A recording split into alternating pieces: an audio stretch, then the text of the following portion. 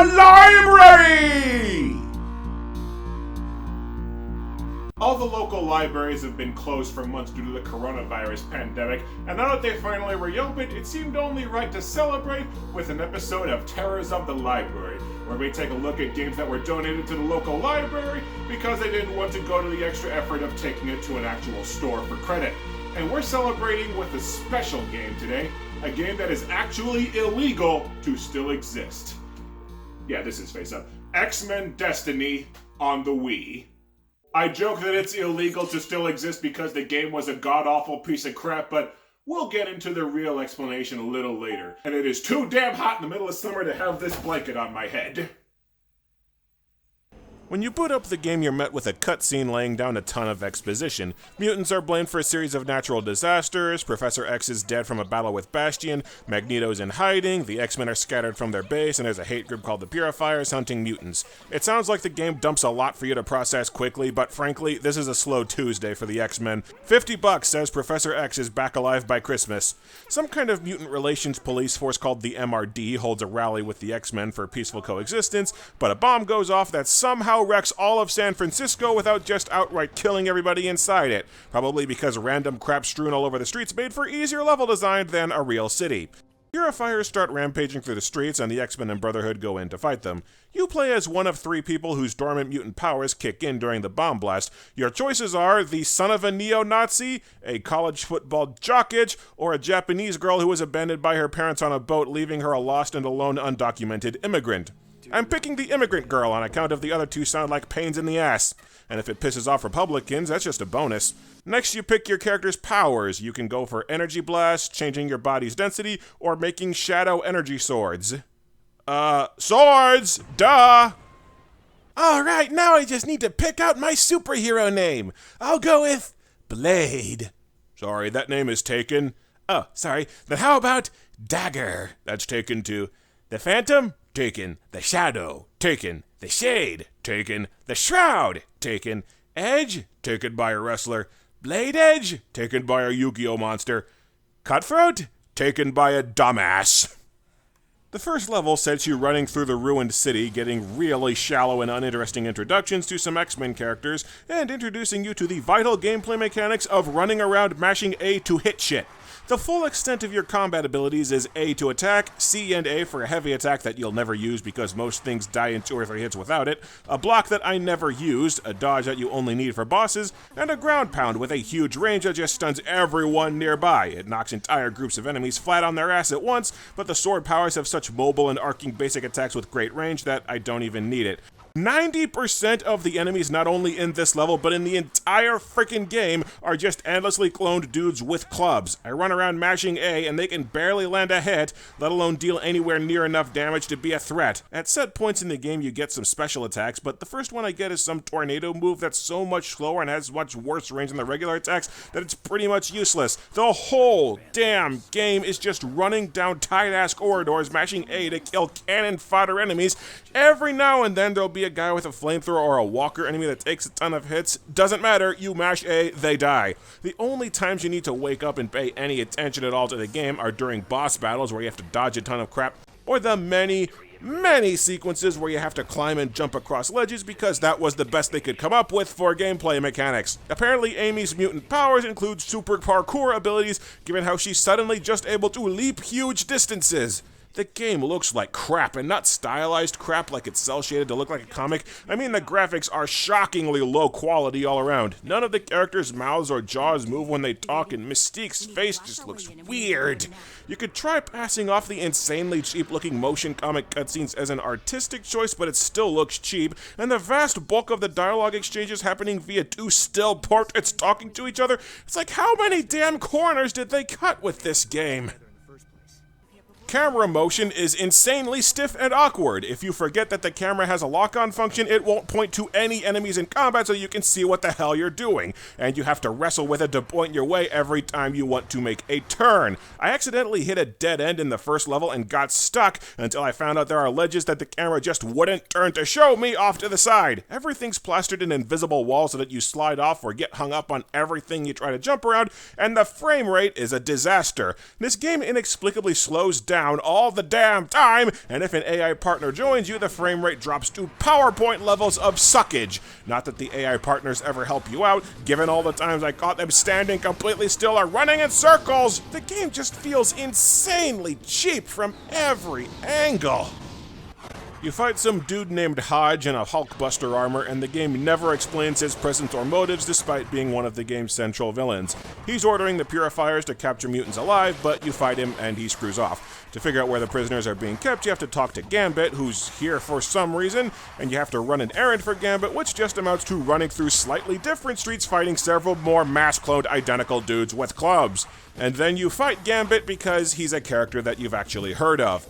Gambit is annoying as crap because he moves fast and your combat controls are a little too clunky, but mainly he's annoying because the game's hit detection is completely borked. If you touch an enemy that's attacking or get too close to an enemy that's attacking, it doesn't matter if the attack actually hits you, it counts as a hit. And often you don't flinch when you're hit, so you can take a ton of damage and have no idea where it's coming from, not helped by the fact that getting hit once can register multiple times. So when you're fighting Gambit, who is almost constantly attacking, it's a royal pain to hit him without taking damage back. Gambit points you to the prison, where it turns out the Purifiers are working with the U-Men. The U-Men are assholes who harvest mutant organs to graft to themselves and get superpowers. Not that the game tells you that. I only know that because I watched that atrocious X-Men anime where the U-Men were the villains for a few episodes before the plot completely rebooted itself halfway through. So you have to rescue multiple X-Men here because the X-Men have higher abduction rates than the frickin' Mushroom Kingdom. Seriously, Forge in Next Dimension, Jean and Nightcrawler in X-Men Legends, Beast and Polaris in Legends 2, the entire plot of the X-Men 2 film, most of the team at various points in just the first season of the animated series, the season 2 finale of X-Men Evolution. Professor X badly needs to program some prison break levels into the danger room. One of the U-Men takes a vial of mutant DNA and injects it into himself, becoming a monster called Sublime, and the cutscenes before and after this fight stutter and freeze almost constantly. A pre-rendered cutscene of essentially still panels is barely running. That shouldn't be possible! At regular intervals in the story, you're given the choice whether you want to side with the X-Men or the Brotherhood. It's supposed to be this big moral alignment deal, but it's terribly executed. The game doesn't do a good job at all of portraying the Brotherhood. Magneto is regarded as one of the greatest comic book villains of all time because he's one of the few who can be legitimately argued as being in the right, informed by his personal history as a Holocaust survivor and crap loads of real-life evidence of the shitty things people do under the influence of mob mentality, fear, and leaders that stoke irrational fear for personal gain. In the game, though, he and the Brotherhood are just arrogant, kill-crazy assholes. Instead of it being a compelling moral and philosophical argument, it's just asking if you want douchebag on your character sheet.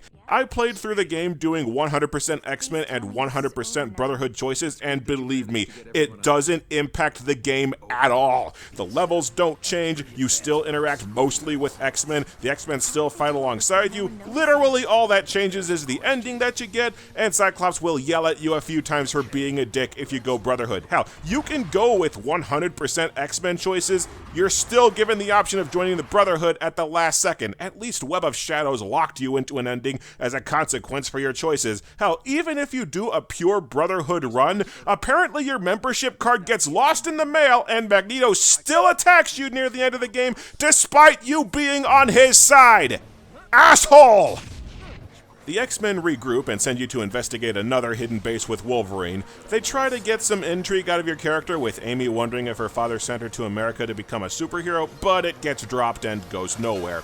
I guess it's really expensive to have Steve Blum in the recording studio, so Wolverine gets a migraine out of nowhere and just leaves after a few seconds. It turns out that Purifiers have access to Sentinel technology, and again, I hope this isn't your first exposure to X-Men because the game doesn't explain shit about Sentinels. You fight Hodge again in a blatantly recycled boss fight, and he dies. You meet up with Cyclops to tell him about the factory, and he tells you about Luis Reyes. Reyes is a guy who's been popping up here and there all game as the leader of the MRD, trying to use his police force to broker peace between mutants and humans, and Cyclops tells you about how he approached the X-Men to get their support. How long have you known Reyes? I hadn't heard of him at all until after Professor X died. He approached me for help in brokering peace between mutants and humans. Reyes just seemed to have the right ideas.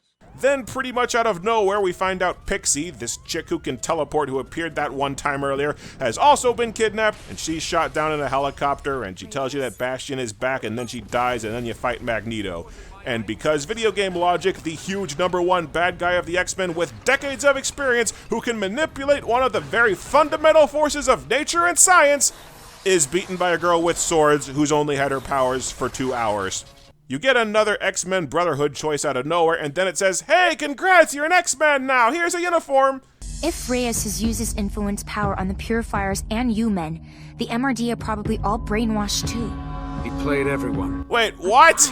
You know that Reyes is working for Bastion. When did He's the that real happen? enemy Reyes' troops are deploying across the city. When the hell did you see that? And your immunity to his power makes you the logical choice for that. Okay, but why though? Okay, stop. What the hell just happened? You have a dialogue with Cyclops about how Luis Reyes is a great guy, but then out of nowhere, Scott tells you that he's got mind control powers, and he's running the Purifiers and U-Men, and he wants to take over the world, and he's working for Bastion, and your OC is the only character immune to his mind control. I was gone for 3 minutes fighting Magneto. What the hell happened while I was gone? And why does it feel like I've already hit the final boss 2 hours into the game? Hold on. Something doesn't smell right here.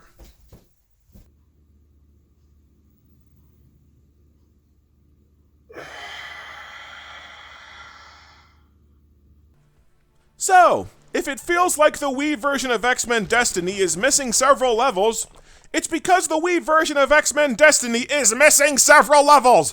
I'm already at the final boss. A single playthrough of the game took me a piddly-ass 2.5 hours. According to YouTube long plays, the PS3 version clocks in at 4 hours, which is still pathetic. They seriously cut 3 or 4 entire levels of gameplay and story out from the full version of the game, so it goes from the battle with Hudge, cuts out the entire second act, and goes straight to the final level without even a cursory attempt to cover the massive gaping hole left by the missing content. So Reyes is just suddenly evil, Bastion is just suddenly back and controlling everything, there's a new X-Men character Forge we never met, and the X-Men and Brotherhood are just suddenly teamed up. Other things that were cut from the Wii version, according to my research, include several alternate costumes giving you buffs, several X-genes, several enemy types, several X-Men and Brotherhood characters, a leveling system, character bios, super modes for using certain combos of suits and genes, a boss fight with Juggernaut, X-genes being equipable buffs instead of momentary power-ups, challenge rooms, and a mosh pit bonus level with all your chosen teammates that plays over the credits, so like... crap, man. I don't know why. It still surprises me to find out that an Activision licensed game on the Wii is a butchered hack job. You'd think that after Spider-Man 3 cut 6 of its 10 story campaigns, War for Cybertron became a rail shooter with an incomplete story, Amazing Spider-Man was missing its sandbox, the shit Kitty beat 'em up Revenge of the Fallen game, and Dark of the Moon being a Transformers game where you can't transform, you'd think I'd be used to it by now. But no, a game just flat out missing nearly half its levels and not even trying to hide it still feels like a new low! Whatever. Final level. Let's get this What? I turned off the game after beating Magneto and chatting with Cyclops, and now I have to fight Magneto again because the game didn't drop a checkpoint? You sack of ass! There are several motive rants from Louise and, I guess, Bastion over the course of this last level, and there are actually several monologues where your character talks to themselves about their own past and motives, but the sound is mixed so abysmally that I can never catch a single word of it. I see as vision.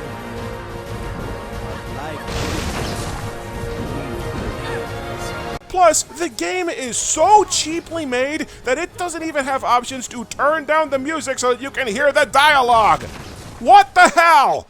The final level just sends you against the exact same generic piss easy to kill enemies that you've been fighting the rest of the game. They just send several walkers after you in rapid succession because I guess they were under the impression that the walkers are really strong even though they suck ass. Louise actually has a pretty brilliant tactic for defeating you. He spawns 4 guys with guns to stun, lock, and shoot you to death all at once.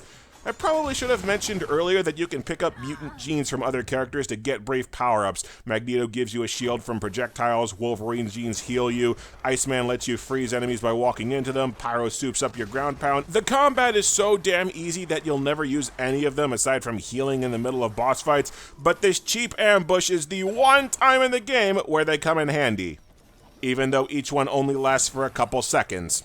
You fight a Sentinel that's so damn slow that it's super easy to dodge, and then you fight Bastion, who, quite frankly, is just the Hodge fight recycled again, only colored purple.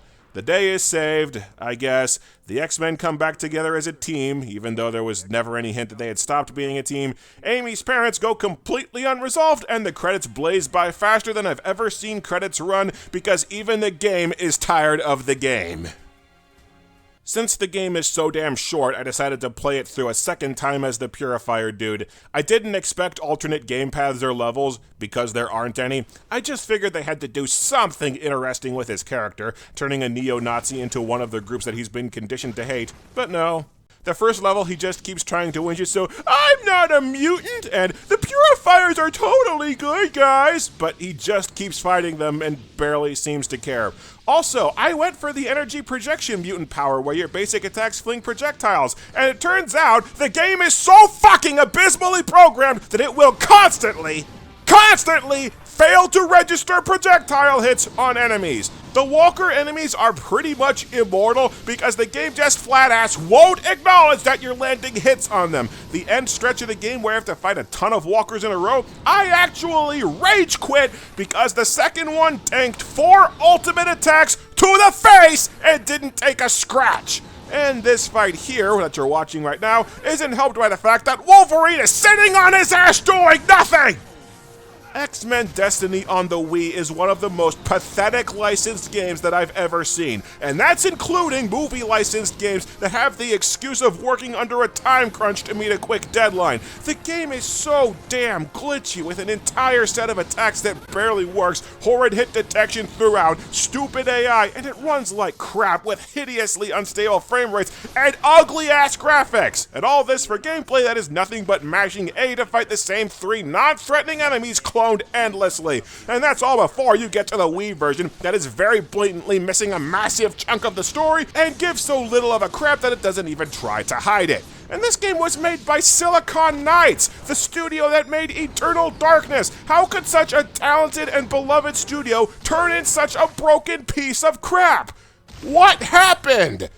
Well, this is the part of the video where we get to literally the only reason anybody gives a crap about X-Men Destiny: the game's infamously troubled production.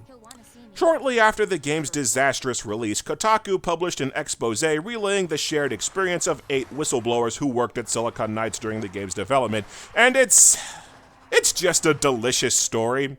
And it's not like I've got shit else to talk about with how damn short the actual game is, so let's dig into it, shall we? For a long time, Silicon Knights was a second-party developer under Nintendo, who published Eternal Darkness before setting them to work on a port of Metal Gear Solid for the GameCube.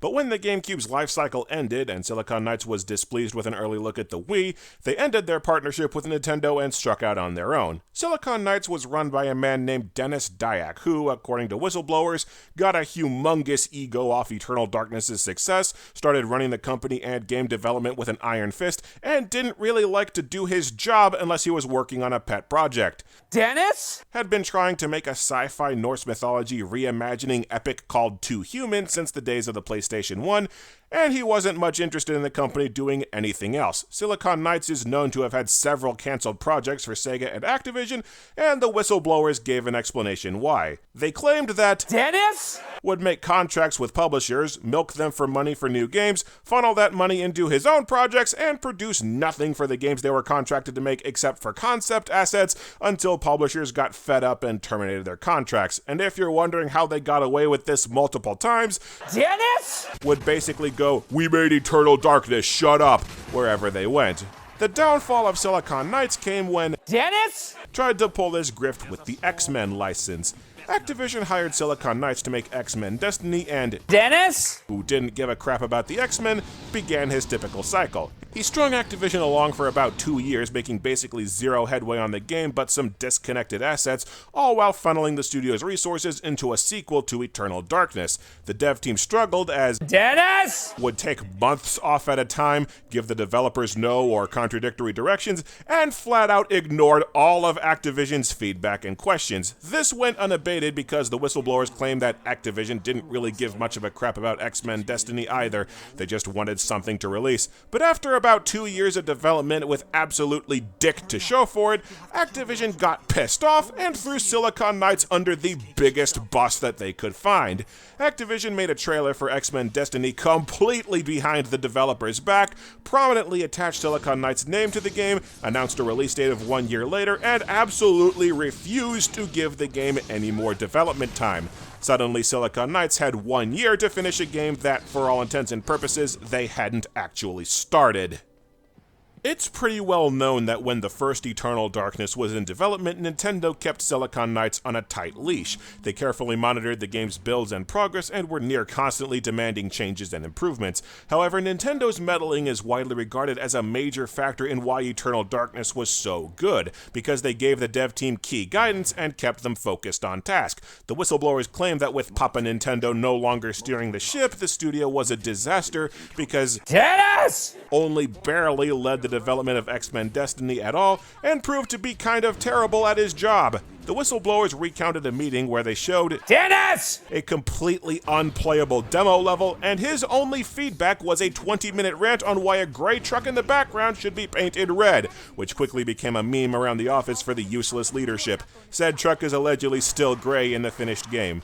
Their level editors and programming software were difficult and time-consuming to work with, but probably the biggest decisive factor was that most of Silicon Knights' senior staff was long gone, having jumped ship mere months into the project out of disgust and frustration with the company's dysfunction and lack of releases. It probably didn't help employee morale that Yes! his wife was the head of HR and blabbed all employee complaints directly to their boss.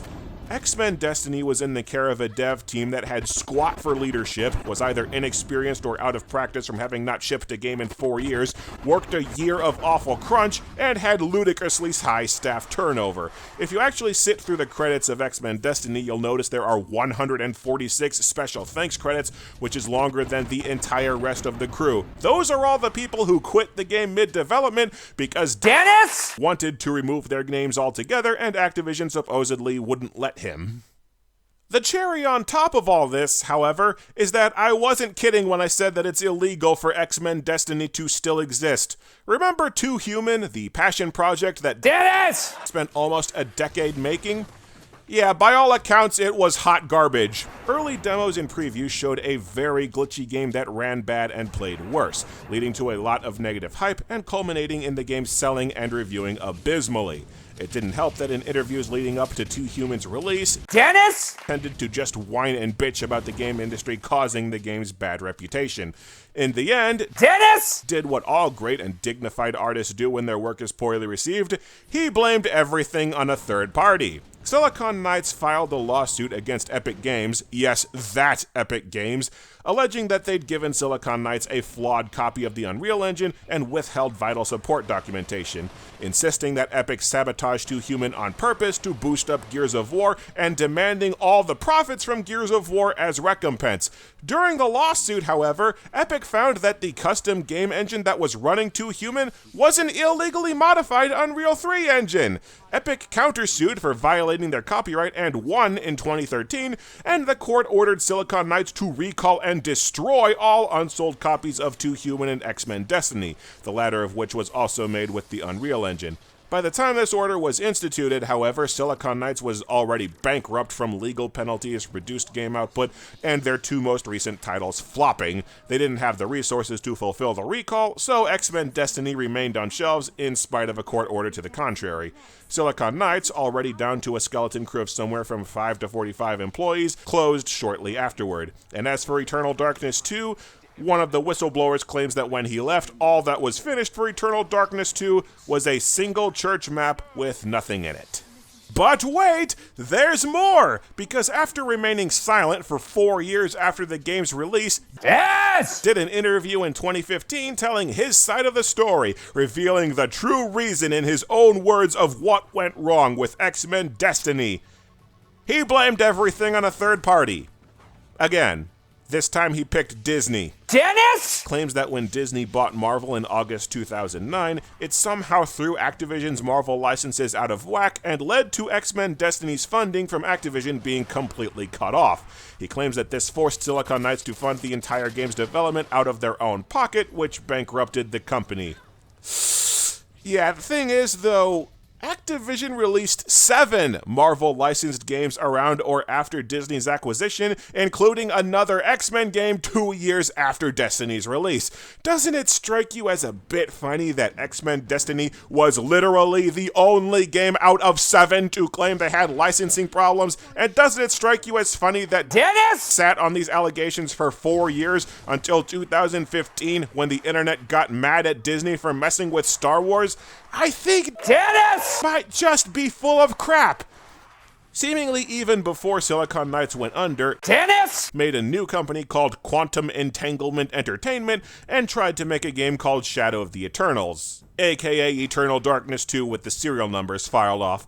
After 2 failed crowdfunding attempts and several years of his company doing absolutely nothing near as anyone can tell, Dennis! closed that outfit and opened Apocalypse Studios in January 2018. Apocalypse Studios also has not shipped a single game, but is working on a free-to-play live service RPG called Dead House Sonata, which is literally being marketed as Legacy of Kain with the serial numbers filed off. Also seemingly associated with Apocalypse Studios is Tomonobu Itagaki, that guy who made Devil's Third, so this studio might just be the old folks' home for egotistical has-beens. What strikes me as fascinating about X-Men Destiny's development is that the whistleblower's account heavily mirrors and foreshadowed the disastrous development of Anthem that would come to light nearly a decade later. A beloved developer crumbling under massive egos, meandering leadership that wouldn't make or commit to decisions, and rushed crunch when a publisher got sick of waiting on a game that hadn't started. The similarities are remarkable. Anthem is waiting at the library as well. I've checked it out twice and still not played it because I know that it's going to suck balls, and I don't want to. But that's a story for another time, for another trip down the terrors of the library!